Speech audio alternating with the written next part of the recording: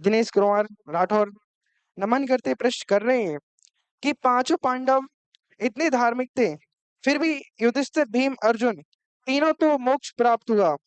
नकुल, सहदेव स्वर्ग में ही क्यों अटक गए? उन्होंने ऐसा क्या किया जो उनको मोक्ष प्राप्त नहीं हो सका?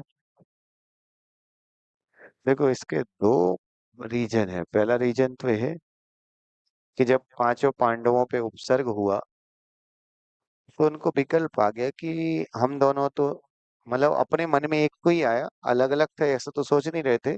तो नकुल के भी मन में वही विकल्प आया और सहदेव के मन में भी वही विकल्प आया कि हम दोनों तो सहन कर पा रहे पर हमारे भाई कैसे सहन करेंगे।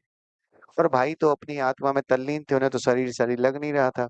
वो तल्लीन थे इसलिए मोक्ष चलेगा और ये विकल्प में थे इसलिए सर्वार सिद्धि चलेगा। एक तो ये है।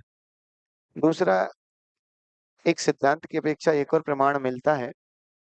तो पूर्व पर्याय में ये मुनिराज थे और पूर्व पर्याय में स्त्री थे और स्त्री पर्याय में इनने भोगों की इच्छा रखी थी और निदान बंद किया। तो उससे ये पुरुष तो बने देव बनने के बाद, पर वो निदान का पाप भी इनके साथ ऐसा चल रहा था, उस कारण से भी इनके मोक्ष में बाधक हुए। ऐसा किंचित कदाचित कहीं प्रमाण पढ़ने में आता है। बाकी ऐसा मूल नहीं है पर पढ़ने में आता, तो दोनों बातें ध्यान में रखना चाहिए। बीकानेर से विवेक